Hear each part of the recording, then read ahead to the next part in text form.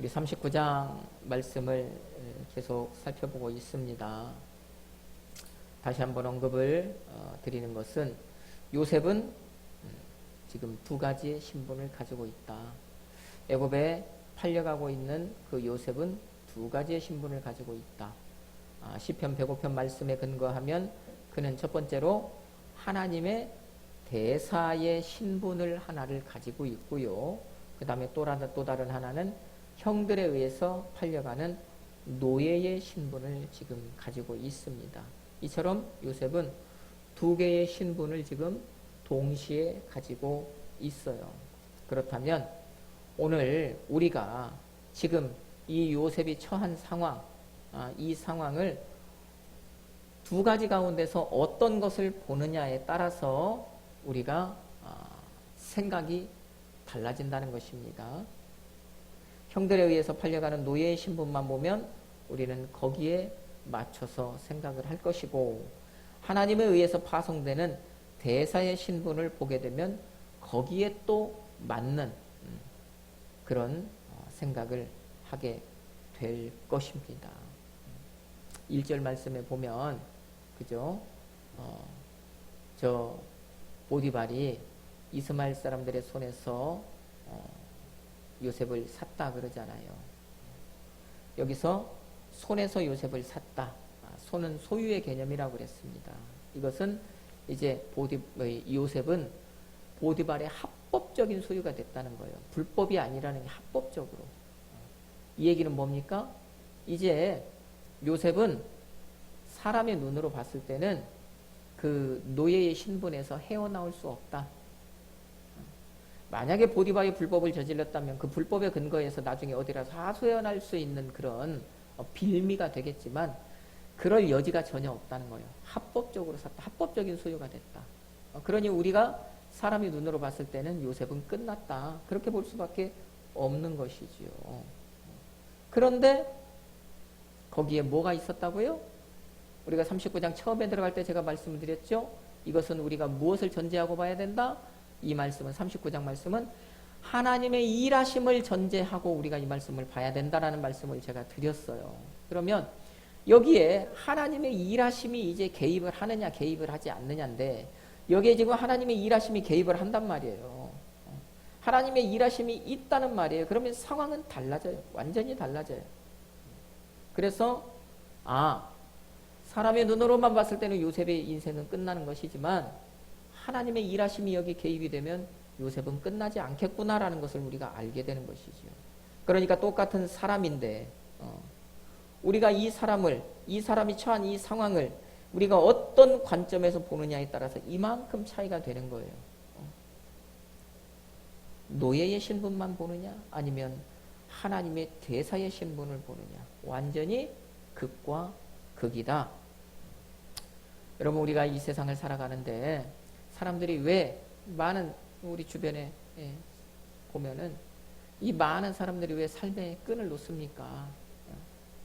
그건 다른 것이 아니죠. 더 이상 꿈이 없기 때문이에요. 소망이 없기 때문이에요. 방법이 없기 때문이에요. 돌파구가 없기 때문이에요. 그 사람들은 그렇다는 거예요. 그러니까 그럽니다. 그런데 오늘 요셉의 상황이 우리 사람의 눈으로 봤을 때 딱 그 상황이에요. 이제는 끝난 상황. 앞이 안 보이고 끝이 안 보이는, 이제는 정말 절망만이 남아있는 그런 상황. 그런데 거기에 하나님의 일하심이 딱 들어가니까, 개입이 되니까 그것은 끝나는 상황이 아닌 것이 되는 것입니다. 오늘 우리가 여기서 보십시오. 어떤 눈으로 이 말씀을 보느냐에 따라서 그래서 우리가 살 수도 있고 반대로 죽을 수도 있다는 것. 오늘 우리가 이 요셉의 상황을 보면서 여기에서 이것을 우리가 좀 깨닫는 것입니다. 여러분을 향한 하나님의 일하심은 그 요셉의 때나 지금이나 변함이 없으십니다. 하나님은 오늘도 여러분을 위해서 일하십니다. 아멘. 이 39장에서 제가 39장 말씀을 볼 때 특별히 여기에서 반복되는 정말 귀한 말씀이 딱 하나가 있어요.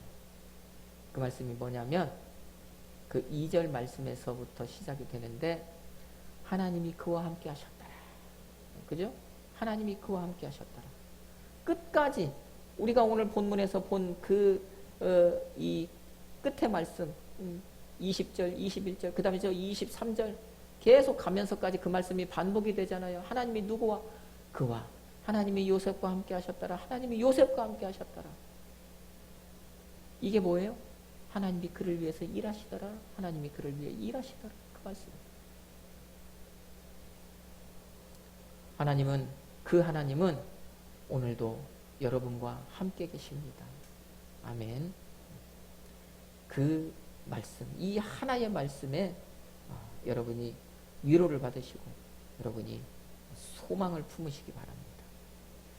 자, 오늘 말씀 본격적으로 좀 들어가는데 오늘 말씀에서 저는 이 형통이라고 하는 것을 좀 살펴보려고 해요. 이 39장의 말씀에서 요셉이 형통했다라고 하는 이 말씀이 두 번의 상황에 걸쳐서 등장을 합니다.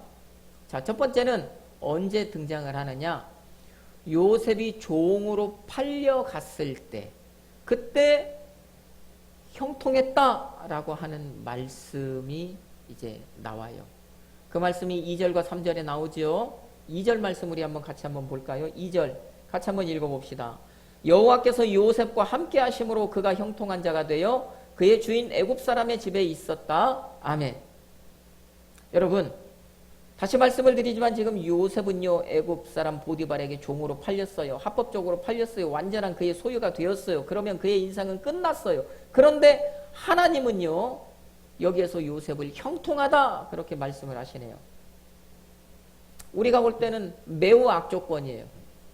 그런데 요셉이 형통했답니다. 우리가 생각할 때는 전혀 형통할 수 없는 상황인데 하나님의 관점에서 보면 이게 형통하대요. 하나님은 형통하대요. 왜 그럴까요?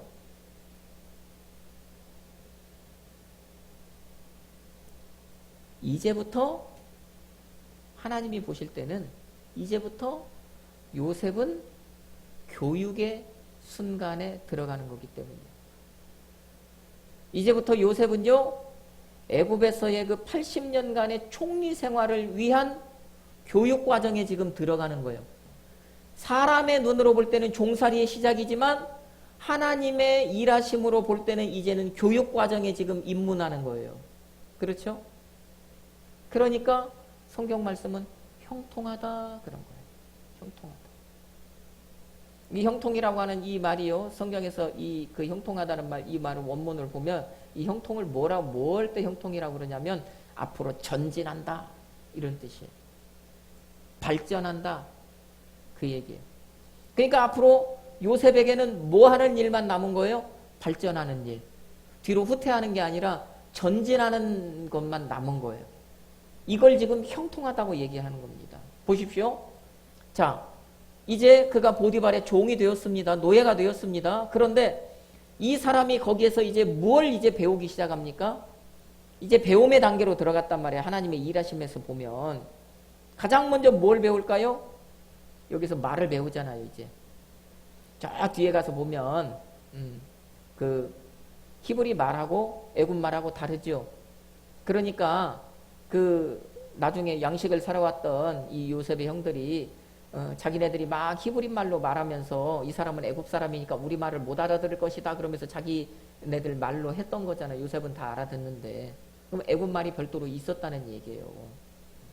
그러면 애굽 사람 종이 되었으니까 이 사람은 당연히 뭘 배워야 돼요? 의사소통을 하려면 애굽의 말을 배워야 되잖아요. 근데 중요한 게 뭐냐? 우리 이 좁은 땅덩어리에도 각 지방마다의 사투리가 있습니까? 없습니까? 있죠. 그럼 애굽도 그 넓은 땅덩어리에 이곳저곳 그 다음에 이 부족 저 부족들이 있을 텐데 그 사람들의 그 말이 다 있을 것 아닙니까? 방언, 사투리가 다 있을 것 아닙니까? 그런데 요셉은 지금 어디에 있어요? 보디발의 집에 있어요. 보디발의 집은요, 보디발은요 애굽의 정치적 1인자예요. 그러면 쉽게 말하면 지금 보디발의 집은요, 우리나라로 따지면 저 서울, 청와대 바로 옆에 어디쯤에 있는 거예요. 그러면 여기서 요셉이 지금 이제 말을 배우는데 이 사람은 사투리를 배웠을까요? 표준말을 배웠을까요? 표준말을 배웠겠죠. 아주 완벽한 표준말을 배웠겠죠. 자, 이것이 왜 중요하냐? 이 사람은 나중에 뭐 할 사람이라고요? 총리할 사람이라고요. 애국 전체를 다스리는 총리할 사람이라고요. 당시 세계 최강대국, 지금으로 말하면 미국, 그 나라의 총리를 할 사람이라고요. 실질적 1인자가 될 사람이라고요. 그런데 어디서 저기 동네 사투리 배워가지고 말한다고 생각해 봅시다. 되겠냐고요. 여러분, 제가 여러분에게 질문을 한번 드려볼게요. 내가 단어를 한번 얘기해 볼게요. 뭔 얘기인지 맞춰보세요. 만디가 혹시 뭔지 압니까? 만디. 만디. 우리나라 사투리예요. 만디. 무엇을 의미하는지 조금 그 추론이라도 좀 한번 해볼 수 있어요? 추측이라도 한번 해볼 수 있어요? 수연아, 만디가 뭐야? 우리나라 사투리인데. 저 대구에서는 만디에 갔다 왔다 그런데.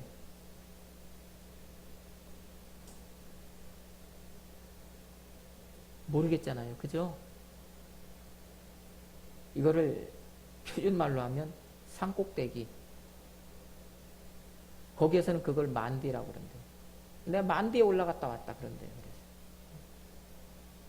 그러면 보십시오. 총리라는 사람이 그런 말을 쓰고 있다고 생각을 해보십시다. 되겠냐고요. 안 되겠죠. 자, 그러니까 가장 먼저 이제 요셉이 그 집에서 교육을 받는데 이 언어 교육을 받는 거예요. 그런데 아주 정통 표준어 교육을 받는 것입니다. 이게 얼마나 중요합니까? 응? 여러분, 지금 우리 지금 사는 이 시대에도 우리가 다른 나라 사람 말을 배우려면, 언어를 배우려면 돈 주고 배워야 되잖아요. 그죠? 제대로 배우려면 돈 많이 주고 배워야 되잖아요. 근데 지금 요셉은요, 그 나라의 아주 그 정통한 표준말을요, 공짜로 배우고 있는 거예요. 교육을 제대로 받고 있는 것입니다. 그러니 그가 형통한 사람이 되는 겁니다. 자, 그렇게 말부터 배우기 시작해서 이제 그 사람이요, 어떻게 그 보디발의 가제 총무가 되죠. 총무의 일을 이제 보게 되는 것이죠. 보디발의 집에서 그 애굽의 문화, 행정, 관리 할 것 없이 모든 것을 이제 섭렵을 하면서 그가 자연스럽게 그 집에 이제 총무가 되는 거잖아요. 그러면 총무가 되는 것은 이것은 이제 또 왜 중요하냐?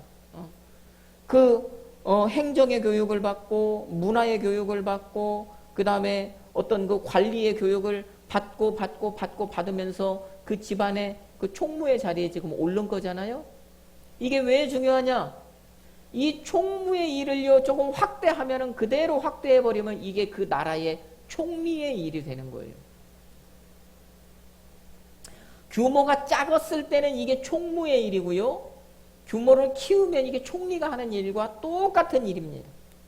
그러면 보십시다. 나중에 이 사람이 총리가 되었다고 쳐요. 13년 후에. 그런데 아무것도 몰라. 하나님의 은혜로 총리는 되었는데 깜깜해요. 그 행정, 뭐 어떤 그 일처리, 어떤 관리, 자기가 맡아서 해야 될 일에서 전혀 아무리 지혜가 있는 사람이라도 맨바닥에서 그 일을 딱 맡겨놨을 때 그 일을 감당하겠냐고요? 못한다는 거예요. 그런데 지금 이 보디발의 집에서 그 애굽의 행정의 이 축소판인 그 보디발의 집에서 10년간 그 총리가 해야 할 모든 일들을 다 섭렵을 하는 겁니다. 지금 요셉이. 그러고 나니까요, 나중에 총리가 딱 되었을 때요, 그 일을요 능수능란하게 완벽하게 처리해 나가는 거예요. 막힘이 없는 거예요. 맡겨놨는데 어설프다고 생각해 보십시오.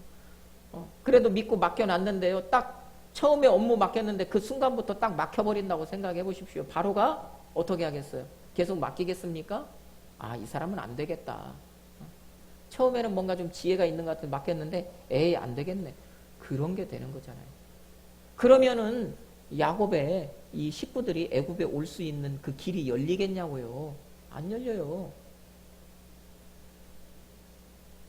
지금 요셉은요, 하나님의 대사라고 그랬잖아요. 그러니까 요셉이요, 애굽에 가서요, 모든 기초를 지금 다 단단하게 다져놔야 되는 거예요.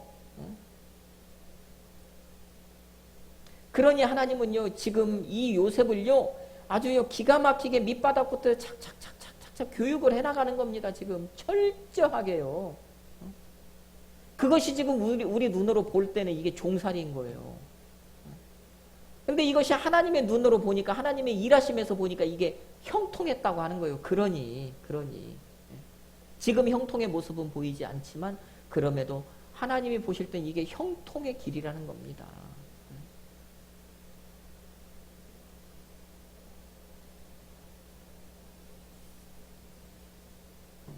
그 다음에 또 한 가지, 또 그가 형통했다라고 하는 말씀이 나오지요. 그게 오늘 우리가 본 본문 말씀이죠. 보디발의 아내의 이제 모함에 의해서 요셉이 어떻게 해요? 그 보디발의 집안에 있는 그 왕의 사람들만 갇히는 그 옥에 갇히게 됩니다.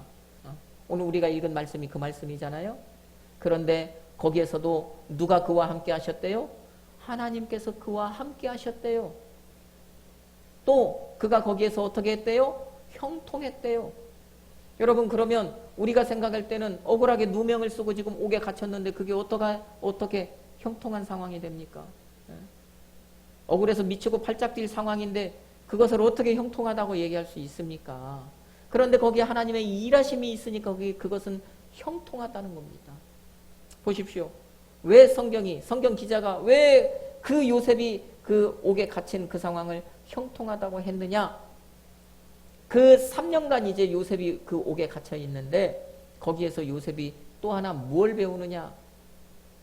바로 애굽의 최고의 통치자, 당시 애굽의 태양신이라고 하는 그 바로의 모든 것을 이제 거기서 섭렵하잖아요. 그 감옥에 오는 사람은 누구라고 그랬습니까? 일반 사람이 아니에요.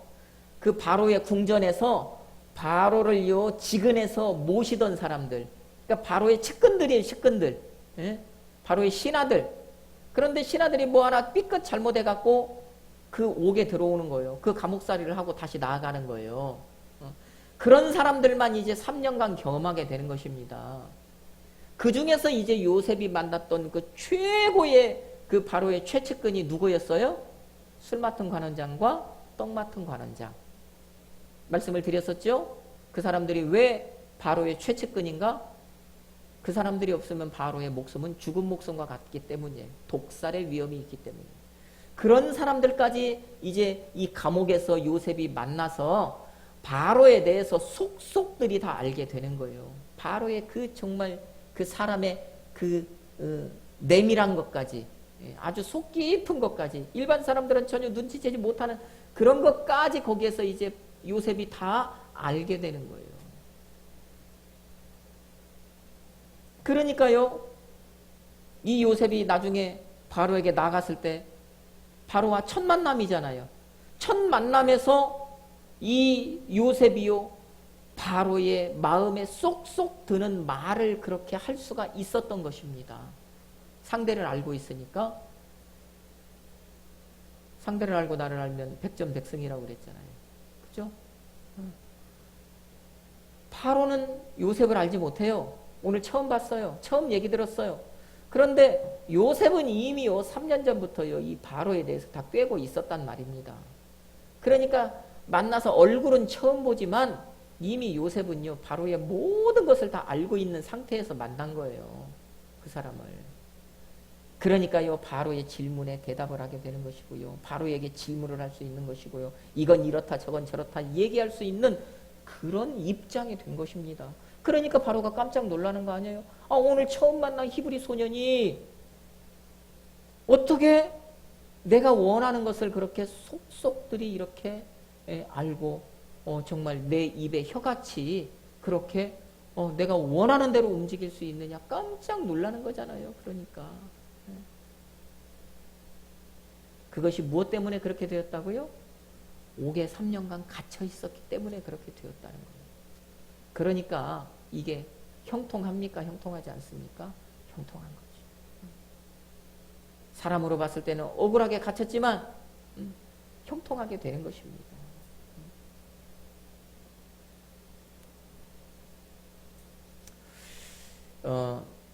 요셉이요 나중에 이 7년 풍년에 거둬들였던 그 곡식, 쟁여놨던 곡식을 그 7년 흉년 때 이제 사람들에게 나눠주잖아요. 근데 그냥 나눠주는 게 아니라 처음에 뭘 받고 나눠줘요? 돈 받고 나눠주죠? 처음에 돈 받고 나눠줬다가 가축 받고 나눠줬다가 그 다음에 땅과 그 사람들의 몸까지도 이제 나중에 마지막에는 다 받잖아요. 근데 처음에 이제 돈을 받아. 그리고 이제 가축도 받아. 땅도 받아. 받아서 다 누구한테 줘요? 바로한테 다 줘요. 성경에 보면 그렇게 나옵니다. 그러면 물론 요셉이 청렴한 사람이니까 물론 당연히 그렇게 했을 거예요. 그런데 또 우리가 이것을 생각해보면 이 바로가 무엇인가 이 돈이라고 하는 이것을 굉장히 밝히는 사람이다라고 하는 것을 요셉이 알았을 수도 있겠지요. 어디에서? 옥에서. 그러니까 어느 것 하나 손 안 대고 다 넣어주잖아요. 바로한테 다 주잖아요. 돈이면 돈, 가축이면 가축, 땅이면 땅. 자기가 안 갖고 다 주잖아요. 자, 그러면 만약에 바로가 그렇게 돈을 밝히는 사람이었다면 그것을 요셉이 어디에서 알았겠냐고요. 감옥에 있었기 때문에 알은 거예요. 바로의 그 측근 사람들을 통해서 알아낸 거예요. 그러니까 바로는 이런 사람이지, 이런 사람인데 내가 혹시라도 설마 내가 이것을 탐내지도 않겠지만 탐냈다는 누명을 쓰면 안 되지 하니까 얼마나 철저하게 했겠냐고요. 그러니까 그런 것들이 다 바로의 마음에 쏙쏙쏙 들어가는 거예요. 그러니요, 바로가요, 나중에 저 41장에 가면 뭐래요? 그 나라 사람들한테 너희들 요셉의 말이 없으면 너희들 팔다리도 너희들은 마음대로 못 움직인다. 그 얘기까지 하는 거예요. 그 얘기까지. 얼마나 이 요셉이 바로의 마음이 들었으면 그렇게 했겠냐고요. 그만큼 요셉은요, 바로에 대해서 속속들이 알고 있었단 얘기입니다. 그러니 그게 감옥에 간 것이 그게 형통한 일이 아니고 뭐겠습니까? 야, 그 다음에 또 하나가 있죠.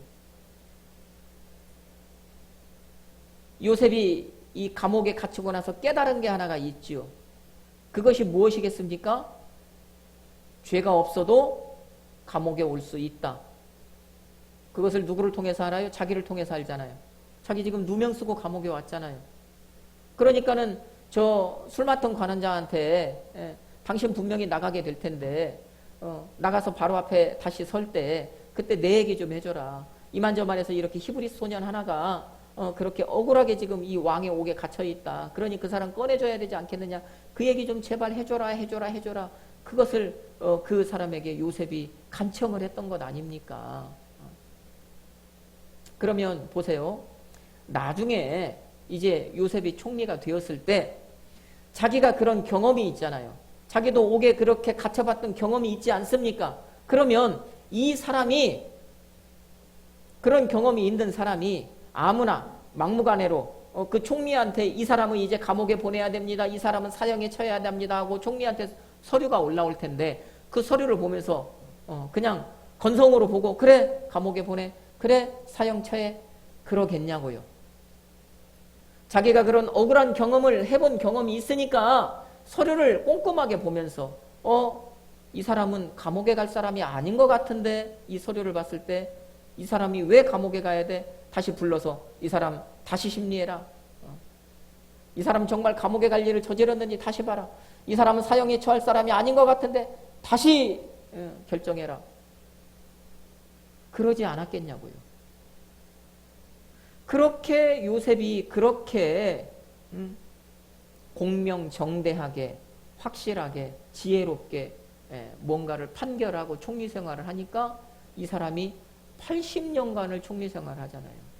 이 사람이 총리 생활을 하면서요. 거기에서 억울한 사람이요 만들어지고요. 정말 누명 쓴 사람이 만들어지고요. 그 다음에 이 요셉에게 그래서 이 적들이 많이 생겼다면 어떻게 80년 총리 생활을 할 수 있었겠습니까? 우리나라 보세요. 우리나라 일주일에도 나가 떨어지고요. 한 달에도 나가 떨어지고요. 총리 길게 해봐야 2, 3년이잖아요. 총리 생활 3년 하면은 정말 오래 했다고 그러잖아요. 우리나라는. 그런데 어떻게 80년을 하겠냐고요. 근데 요셉은 80년을 했단 말이에요. 왜? 억울한 사람이 없게 해주니까.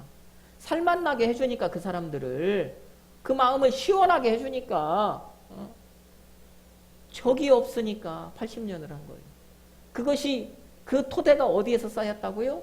이 감옥 생활에서 쌓였다고요. 지금 자기가 그런 억울한 일을 겪어봤으니까 그거를 반면교사 삼아서 나는 정말 억울한 사람 만들지 않아야 되겠다.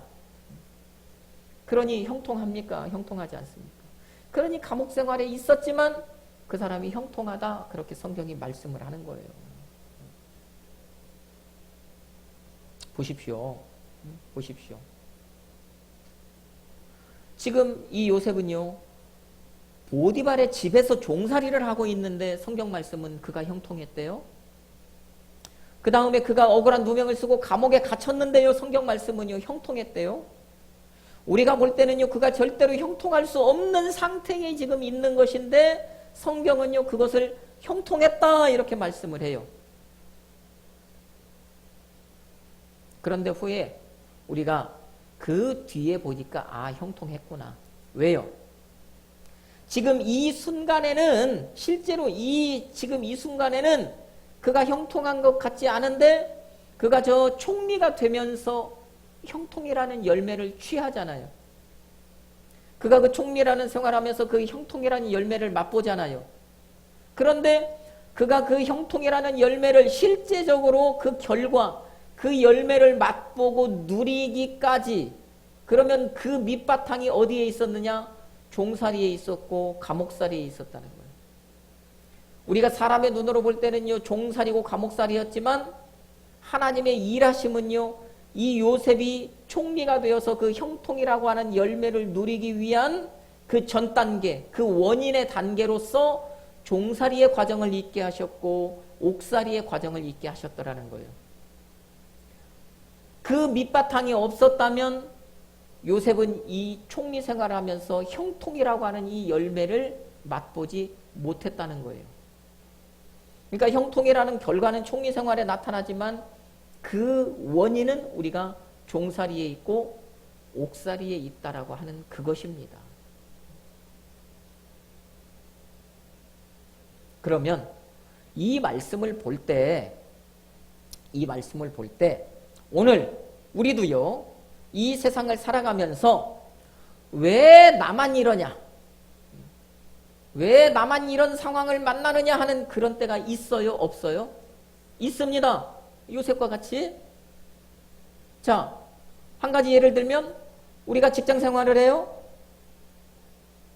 자, 직장 생활을 하는데 다른 사람은 보면은요, 직장 생활할 때 너무도 쉽게 해. 그러면서도 대우받으면서 하는 것 같아. 그런데 나는요, 반대로 힘들고 어렵고 나는 그럼에도 불구하고 거기에 맞는 정당한 대우도 받지 못하고 그렇게 일을 하는 그런 상황, 그런 생각이 들 때가 참으로 많다는 얘기예요. 우리가 그런 상황 많이 만나잖아요. 그런데 그것을요, 오늘 말씀에 비추어 보니까 그것은 그럼에도 불구하고 훗날 내가 형통하게 되기 위한 하나의 과정일 수 있다는 얘기예요. 이것이. 거기에 하나님의 일하심이 없다면 정말 그 어려움으로 끝나고 나만 억울한 것으로 끝나고 정당한 대우받지 못하고 하는 그것으로 나만 손해보는 것으로 끝날 수밖에 없겠지만 거기에 하나님의 일하심이 개입이 되면 후에 뒷날 훗날 내가 형통이라는 그 결과를 받아 누리게 하기 위해서 하나님께서 나를 지금 그 자리 그곳에서 나를 어떻게 해요? 교육시키는 과정일 수 있다는 얘기입니다. 그것이. 내가 하나님의 그 교육 과정 안에 있다는 얘기입니다. 그것이. 우리가 그것을 볼 수 있어야 한다는 그 말씀이죠. 그래서 지금 나는 사람의 눈으로 볼 때는 아무 의미 없이 내가 그렇게 억울하게 그렇게 일을 하고 있는데 힘들게 일을 하고 있는데 정당하지 못한 대우를 받으면서 일을 하고 있는데 그것이 나를 형통한 사람으로 세우기 위한 하나님의 교육과정. 그것이 바로 하나님의 일하심이라는 얘기입니다. 그러면 오늘 우리가 과연 그런 그 현실에 처해 있다고 할지라도 거기서 우리는 무엇을 봐야 한다는 것입니까?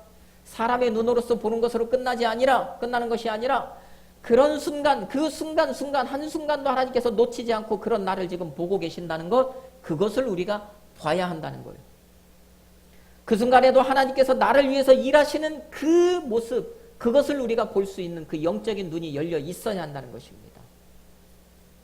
그러면 환경은 변함이 없겠지만 그 환경은 똑같겠지만 같은 환경일지라도 거기에서 내 마음은 달라진다는 거예요. 내 생각이 달라진다는 거예요. 하나님께서 나를 보고 계신다는 것, 하나님께서 나를 위해서 일하고 계신다는 것, 거기에 이제 소망, 거기에 위로를 받게 된다는 거예요. 그것에 소망을 품게 된다는 거예요. 그래서 어떤 상황일지라도요, 마음의 평강, 마음의 샬롬을 누리게 된다는 거예요. 힘을 얻는다는 것입니다.